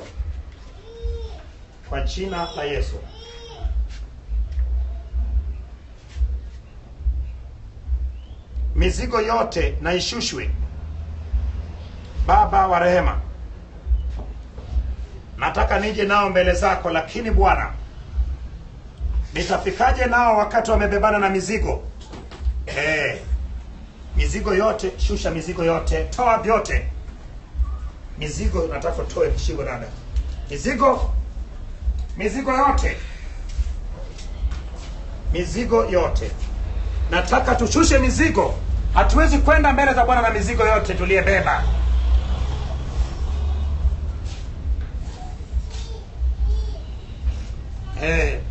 Machozi hayo na kutikiza kichwa, mizigo yote lazima itoke. Maombi makali sana, ndio. Tunaingia kwenye maombi makali.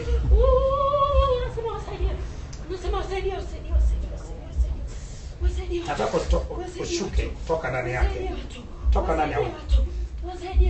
Sasa saidia dunia nzima. Funga domo lako. Mapepo hayakuongea mbele za Yesu.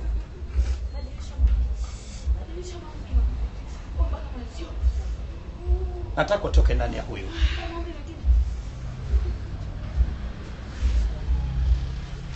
Nataka leo ndio mnamalizana kwa jina la Yesu. Naomba Baba wa rehema, pasiwepo na uvumilivu wa aina yote. Nataka utoke ndani ya huyu. Iwe roho ya mtu, iwe ni pepo, iwe roho na pepo, mizigo yote yashushwe. Mizigo yote ishushwe. Nataka mizigo yote ishushwe. Nataka mizigo ishushwe. Ninaposema najua ninachokisema, maana sio mimi nasema, bali Kristo anasema ndani yangu. Mizigo ishushwe, mizigo itoke. Nachukua nafasi ya kushusha mizigo yote. Mizigo yote waliyekutwika, mizigo iliyomtwika huku, huyu toa. Mizigo yote ishuke. Nataka itoke. Mizigo yote ishuke. Ishushe mizigo yote. Na watanguliza watu kwanza kwenda kwenye msalaba wa Yesu. Mizigo yote ishushwe kwenye msalaba. Hatujaenda kule kwenye kiti cha rehema, tumetangulia kule katika mlima wa Golgotha, pale kwenye msalaba wa Yesu. Kwenye mlima wa Bwana, mlima pale wa Golgotha. Ishushwe mizigo yote kwenye mlima wa Golgotha. Nataka mizigo hiyo ishushe. Ufume mpine mdomo. Nataka mizigo yote ishushwe. Tuko kwenye pale msalabani. Nataka utoke ndani yake, maana roho zinaheshimiana. Nataka utoke ndani yake. Huwezi kuja na gia kunena kwa lugha. Roho uheshimiana. Fungisha mzigo wako, utoke. Ukija na kunena, hii ni mamlaka iliye juu. Shusha mizigo yote yaliyetwikwa watu wako Baba. Itoke mizigo yote. Utataja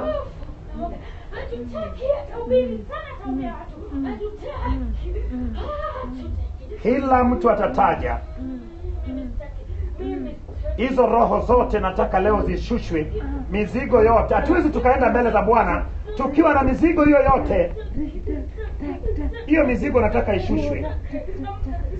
Zilizokuwa za babu, za bibi, za baba na mama.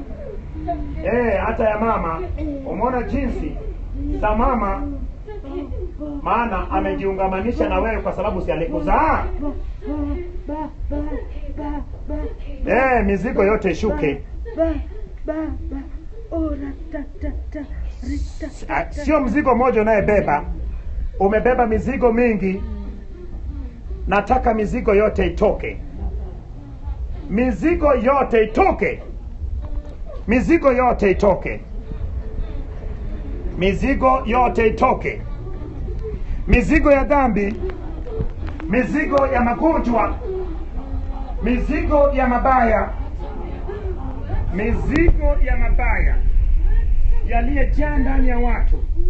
wamebeba mizigo ya magonjwa, yamebeba mizigo ya watoto wanayewasumbua, wamebeba mizigo ya kutopata kibali.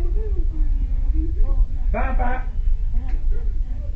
tunahitaji utakazo, jinsi ulivyomwambia Musa ya kuwa akatakaze wana wa Israeli siku 3, wafue mavazi yao, wavue vyote kabla ya siku ya 3 kuwaleta mlimani. Nataka niwalete mlimani Baba, kabla sijawaleta katika mlima wa Bwana. Baba, utakazo kwanza. Kila mzigo, iwe katika tabia yako, iwe katika mawazo, iwe katika ndoto, iwe katika mabaya, Baba wa rehema, Utatu Mtakatifu, jinsi ilivyokuwa siku 3 kwa wana wa Israeli. Baba wa rehema, kabla tujafika kwako, nataka neno lako litakaze watu wako Baba.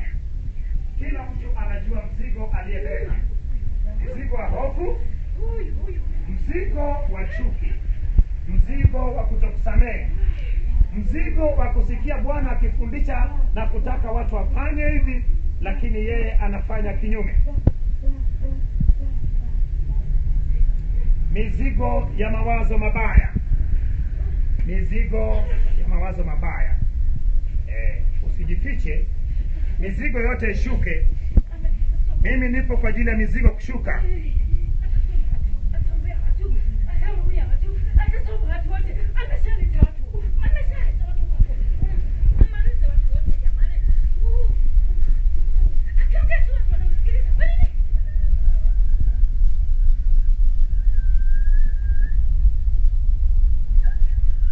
Yote 9, 10, nataka mizigo ishuke. Nataka mizigo ishuke. Baba, sina haraka. Tazama watu wako Bwana. Tazama watu wako Baba. Ni kazi ya mikono yako Baba. Ni watu uliowafanya kwa mapenzi yako, uliwafanya kwa sura yako Bwana. Baba wa rehema, kusudi lako Baba watumikie kwa kukusifu na kukuabudu. Lakini Baba, wamekuwa wakiteseka, wamekuwa Baba wa rehema, ni makazi ya Baba roho chafu.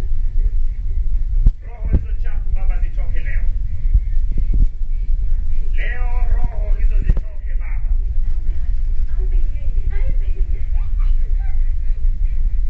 Baba, tazama watu wako.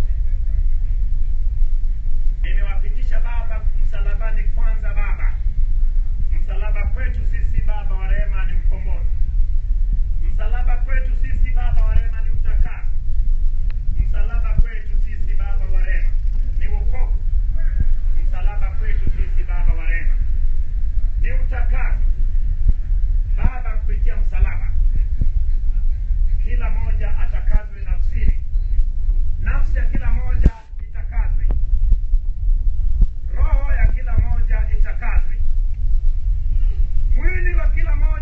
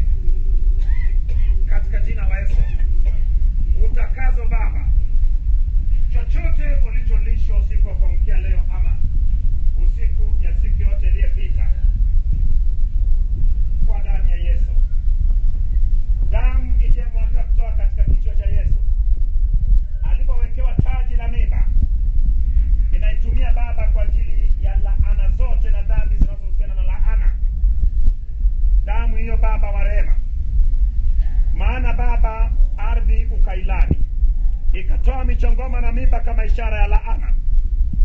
Baba mweza wa yote, dhambi za laana za ukoo, dhambi za uchawi Baba na uganga, katika jina la Yesu, katika jina la Yesu, Baba wa rehema, damu iliyotoa katika mkono wako Bwana Yesu, inayotupa mamlaka ya kuweka mkono juu ya watu, na Baba wa rehema wao kupata kukombolewa.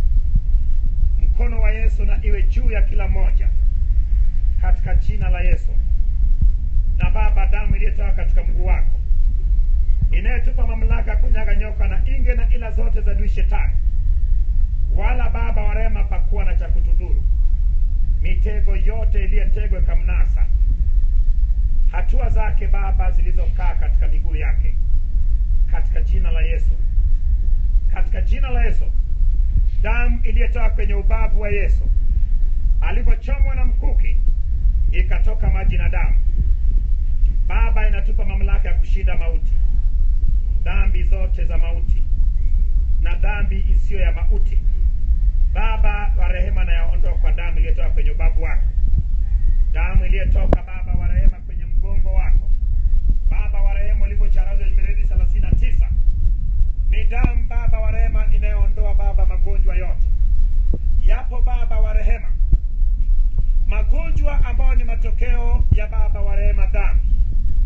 Utakazo wako Baba wa rehema ipite kwenye moyo, ipite kwenye Baba viungo vyake vyote vya roho na vya mwilini, ipite Baba kwenye mishipa, mifupa na Baba nyama ya mwili wake. Baba wa rehema akipata kuondolewa Baba katika Baba wa rehema dhambi zote zilizosababisha Baba magonjwa, na Baba damu yako iliyotoka pale katika bustani ya Getsemane ulipoomba mpaka ukatokwa na matone ya damu, ni Baba damu iliyoondoa mapenzi yako Baba wa rehema. Tumeomba katika mapenzi yetu, lakini Baba wa rehema, kumbe tunahitaji kuomba kwa mapenzi yako. Mapenzi yako ni kufanya na maombezi kwa ajili ya Baba wanayekwenda kinyume nasi, tuwaombee mema Baba. Dhambi ya kuomba kinyume na watu wako, tunaomba Baba utuondolee Baba, kwenda kinyume na wachawi, kwenda kinyume na mapenzi yako, kwenda kinyume na ndugu zetu, kwenda kinyume Baba wa rehema na Baba wa rehema wana ukoo wetu, kwenda kinyume na Baba wa rehema wanayetuwazia mabaya, kwenda kinyume na balaa zote Baba wa rehema. Kwa jina la Yesu tunaomba msamaha wako Baba. Baba, ndugu zetu ni wachawi, lakini na sisi Baba wa rehema tunaangukia Baba wa rehema kipande hicho, maana Bwana kama baba alikuwa ni mchawi alizaa Baba, nasi Baba wa rehema uchawi huo ni sehemu yetu Baba. Baba, utusamehe kwa niaba ya koo zetu, utusamehe kwa niaba ya babu zetu Baba wa rehema, waliyenunua uchawi ama waliyerithishwa uchawi Baba, nao wakatenda mabaya Baba wa rehema, na mabaya hayo yakawa Baba ni dhambi inayezinga familia na koo zetu. Tunatubu kwa niaba ya koo zetu, tunatubu kwa niaba ya familia zetu, tunatubu kwa niaba ya wake zetu, tunatubu kwa niaba ya watoto wetu, tunatubu kwa niaba ya Baba wa rehema ndugu zetu, wajomba zetu, tunatubu kwa niaba ya Baba wa rehema wote wanayetuhusu, tunatubu kwa niaba ya wanakijiji Baba tunakotoka, tunatubu kwa niaba ya wana mikoa na wilaya, tunatubu kwa niaba ya wananchi yetu Baba wa rehema. Baba wa rehema, tunaomba utusamehe Baba wa rehema, tumetenda dhambi Baba wa rehema, tuna uso Baba wa rehema ya aibu mbele zako Baba wa rehema, maana tunatenda Baba jinsi ulivyotuagiza Baba wa rehema. Tusamehe kwa niaba ya viongozi wetu, viongozi wa dini Baba wa rehema, na viongozi wa taifa Baba wa rehema, viongozi wa dunia Baba wa rehema, utusamehe Baba wa rehema. Tumedumaza injili Baba wa rehema, maana injili Baba ni kuomba mema na wanayetuudhi Baba na kuwapenda madui zetu Baba wa rehema. Ututakaze kwa damu yako Baba wa rehema, utuondolee mabaya yote Baba wa rehema, dhambi zote za mawazo, dhambi za macho Baba. Macho yetu yametenda dhambi, midomo yetu imesema dhambi, mioyo yetu imejaa dhambi Baba, akili zetu zimejaa dhambi. Utusamehe dhambi zetu Bwana, Ame dhambi zetu Baba wa rehema, utusamee dhambi zetu Baba wa rehema, uturehemu Baba wa rehema, maana imeandikwa kusamee maovu yote na kuponya magonjwa yote. Baba, kuna magonjwa yaliyeng'ang'ania maisha ya watu wako, maana Baba wa rehema, kwa sababu ya dhambi Baba wa rehema, Baba utusamee dhambi zote na matokeo ya dhambi zote ukiondoa Baba wa rehema. Baba, dhambi zilizotendwa Baba wa rehema na watu waliopo karibu yetu Baba wa rehema, dhambi iliyotendwa na maaskofu na mabishopu, dhambi iliyotendwa na wachungaji, dhambi iliyotendwa Baba na washirika, dhambi iliyotendwa na watu waliookoka, Baba wa rehema uturehemu, utusamee Baba wa rehema, utupe nafasi nyingine Baba ya kuanza injili upya tena, tukifundisha injili ya kweli, maana hata Baba kufundisha injili sio kwa ya kweli ni dhambi kati yetu Baba. Baba, kufundisha kuwa tuwaue wachawi kwa kuwafyeka na kuwapiga watu Baba wa rehema kwa maombi, Baba ni kinyume na mapenzi yako. Utusamee Baba wa rehema, maana tumewahi kuomba maombi kama hayo Baba wa rehema. Utusamee Baba wa rehema, tunarudi katika misingi yako Baba wa rehema, maana wewe Baba wa rehema ni wa rehema Baba wa rehema, umejaa fadhili Baba wa rehema. Baba ututakaze Baba, utusamee Baba, Baba wa rehema usamee na wote wanayetenda mabaya, na Mungu mweza wa yote tunalitukuza jina lako, maana wewe ni mwema na ni mtakatifu. Jina lako limidiwe Baba wa rehema, mapenzi yako yakitimia hapa duniani, maana Baba matendo yako yanatisha kama nini Baba wa rehema. Nasi Baba wa rehema tuko tayari kutenda unavyotaka Baba, tuko tayari Baba wa rehema kurudi kwenye Baba asili ya injili katika karne ya kwanza Baba. Na Baba, ninatukuza jina lako Baba kwa ajili ya uwepo wako. Tunainua Baba wa rehema nafsi zetu kwako Baba. Tazama kila nafsi Baba, na beba kila nafsi Baba, nainua Baba wa rehema kwako. Kila nafsi Baba naleta kwako Baba, kila nafsi naleta kwako Baba wa rehema. Imebidi tuje kwako Baba wa rehema, lakini Baba wa rehema nafsi zetu Baba wa rehema zimejaa uchafu Baba wa rehema, zimejaa matope Baba wa rehema. Ni wewe wa kuweza kututakaza Baba kwa damu yako Bwana Yesu. Ututakaze Baba mweza wa yote. Takaza nafsi zetu Baba, takaza roho zetu Baba, takaza Baba miili yetu Baba. Mikono yetu ilitenda mabaya, macho yetu yalitenda mabaya Baba wa rehema, hata hisia zetu ilitenda mabaya, hata miguu yetu ilitenda mabaya Baba wa rehema. Uturehemu Baba wa rehema. Leo Baba wa rehema tumeinua nafsi zetu kwako Baba wa rehema. Baba, ifanyike ni siku mpya katika maisha yetu tunapoanza Baba wa rehema. Uanze nasi Baba mweza wa yote, pasipo kusahau wengine wote. Ni watu uliowafanya kwa mapenzi yako na kwa sura yako Baba. Nasi tunatukuza jina lako, maana wewe ni mwema na ni mtakatifu. Na Baba mweza wa yote, ninatumia mamlaka uliyenipa Bwana Yesu